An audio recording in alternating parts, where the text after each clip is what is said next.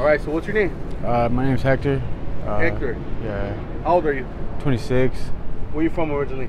Phoenix. I'm from 19th Ave in Glendale. All right. Grew up there. My grandma on my mom's side. What's your current situation? You homeless? Yeah, bro. Big time. If I don't stop around, bro, I'm probably not gonna ever like do better and get a home. I just talked to a lady today too for Phoenix Rescue Mission. Yeah.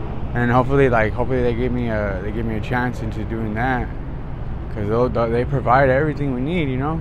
And I'm trying to get into that a little more. So what's going on? You have family out here? Yeah, I have my dad's mom. She lives on 83rd Ave. And honestly, I don't know where my mom's staying right now, but she's somewhere out here in Phoenix. She just went kind of went MIA on everybody because she got kicked out of her house, and she just moved out. She left without telling anybody where she was going. So it's probably a sign of us grandkids of hers finally needing to grow up, because we're all old enough now, you know. Yeah. The youngest one was my little brother, and he's already he's already freaking 22. He's got 2 jobs right now. He's working for HVAC, and he's got a construction thing going. Other than that, yeah, everything's. I'm trying to, like I said, I'm trying to get into the Phoenix Rescue Mission so I can get into something like that. He'll give me a job and stuff. He just says I gotta be sober. I gotta do better, you know. So tell me how your childhood was growing up. Did you have both mom and dad? For half of our life, growing up, we didn't really have them with us. They got arrested when I was 6 years old. My brother was about 3 years old, and my older sister, may she rest in peace, was 9 years old. From that age, 6 years old, to 16, 17 years old, my mom was the first one to get out. She got out, she came right to us. Right as soon as she got out, she wanted to not adopt, she wanted to take us out of my grandma's custody and get us into her custody, but it couldn't happen.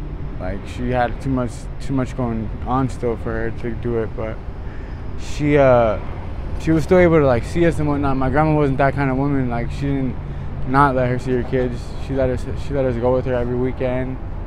You know, she even let us live with her for a good month or so.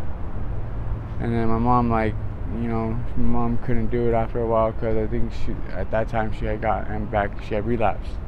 Yeah. So she went and she handled her shit pretty well, actually. She went right to detox right as soon as she relapsed.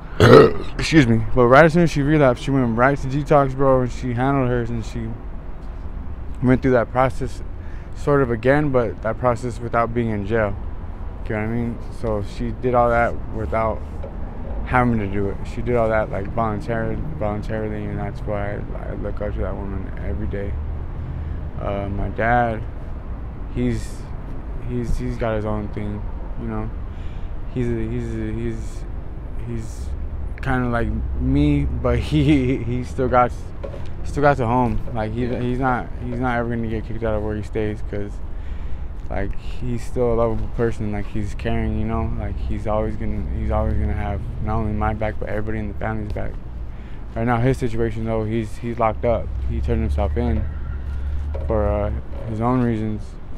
He should be getting out on my birthday, which is next year in February. Yeah, and then my sister, like I was saying earlier, she passed away when I was 21, 22. She died in a car accident, and I ain't gonna lie, I think since then, bro, I've never wanted to get rid of the I ran right into it. I don't know, bro.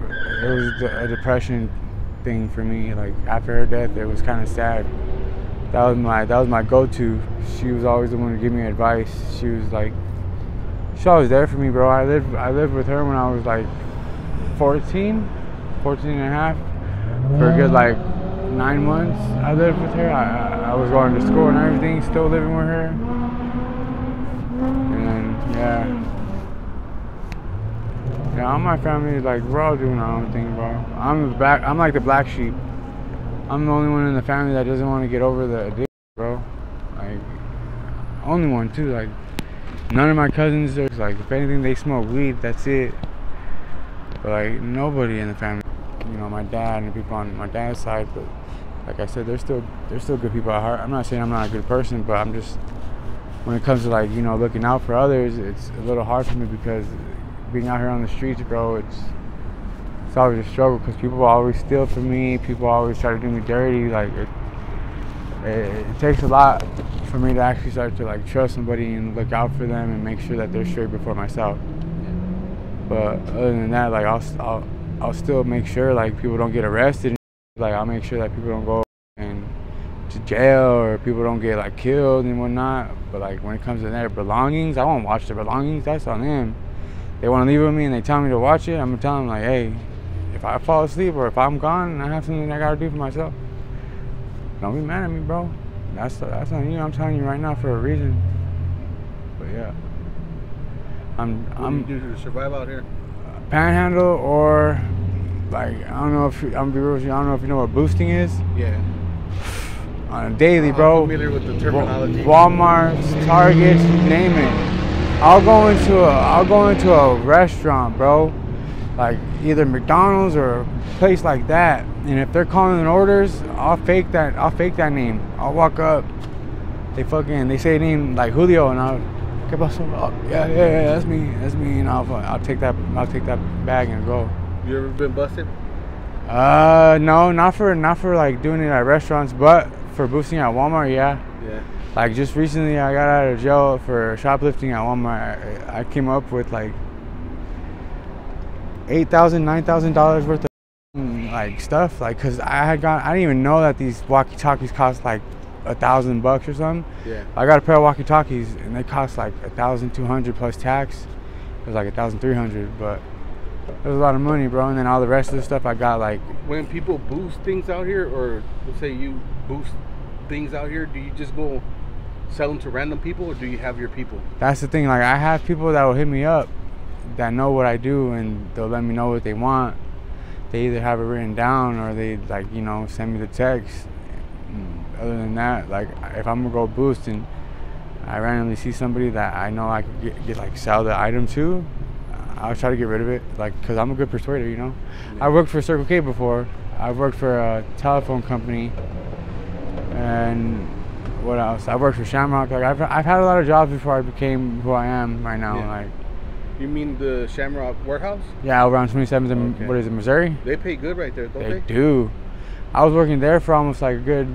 I remember back in the days putting in like hundreds of applications that I never got. Yeah, I got the job through a friend, bro. Like I got the job through a friend, and he got a job for me and my cousin. What up was my cousin. He brought the over one time. Yeah. He was doing in the restroom, bro, and my dumb dirty ass in there with him, and we got told on. Like I'm pretty sure it was the guy that hit it with us too, but that's what we get, you know. Like who does that type of thing? It's not very smart to do that. But I was just so caught up in that I wanted to do it, you know. Like this got a real hold on me. And how long have you been homeless for? 2.5 years. I've been for like 6 years. Been an addict since I was like 20 years old. Did you ever thought it would end up like this?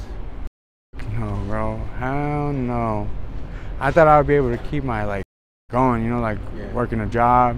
Be functioning? Giving my mom or whoever I was living with the rent, them not telling me nothing. Me going out, like, you know, going out to like the neighborhood park, meeting up with the homies that I know and just smoking over there and whatnot. Doing that. But no, it ended up catching up to me real quick, to be honest. Like, I think it was like my depression. Right as soon as my mom saw that I was depressed, she was more on me. Like, she was more aware of like what I was doing. She wanted to know what I was doing. So what she did one time, and this is how I got caught doing the pastillas. I went to the park one morning. It was a weekend, and like I didn't know that she was already, because I thought what they do is they usually go on a drive to McDonald's, get some food and whatnot, but like they do it on their way back from going to like the, what is it called? There's a little river or whatever behind the, I think it's like a mall, or it's the Walmart over on 19th Avenue Val. Yeah. There's another plaza connected to this, I think, golf course or whatever, and they go and her boyfriend fishes there. And after that, they go to McDonald's and they bring us McDonald's like for breakfast. I thought that's what they had went to go do, but come to find out, they were posted at the park literally already waiting, and I didn't even see their car, bro. I was so amped up, bro. I didn't pay no attention to what cars were parked there. Yeah. But like I ended up like coming back home to my mom, leaving a note, because she can never handle like telling me in person like something that would hurt her, you know. So her telling me that I couldn't stay in her house no more, she really just she didn't like want to say it to my face, you know. And I wouldn't want her to tell me that to my face either. I wouldn't be like get mad or angry at her. I probably would cry, bro. I probably would get so sad I'd beg her to let me stay. I'd weep, you know. But she left me a note saying like, yo, son, I know what you're doing and I can't put up with it no more. I'm sorry about everything that we're going through, but you doing this isn't gonna help. So I'm sorry, son, but you have to go. If you're still here when I come back, I'm gonna call the cops. I'm like, oh. She leaves her phone on the table and it's replaying the video of me walking to the park and like them literally sneaking around the corner and watching, like recording me. It was all bad. Yeah, that's what kind of got me into the position. All right, well, thank you for sharing your story. I really do appreciate it. Are you okay if I post it up on my YouTube channel? Go ahead, brother. And just in case anybody wants to reach out to you with any sort of help or donations, do you have any contact information that you want to share? Like an email? I have an email. It's going to get better Hector@gmail.com. All together. No caps. That's a good email. Yeah, I made it. Tell me I made that when I was in high school. Yeah. I had gotten in my like first real relationship, and it didn't last very long. It only lasted like 3 months. But like I was in love with the chick so much, that's what I made my Gmail as. I made a new Gmail because I didn't want her to know my new Gmail, so I made that one. And yeah, it's been that one since like forever now. And like what, 10 years I've been using that Gmail. It's a good Gmail though. All right, well, thank you. I appreciate it.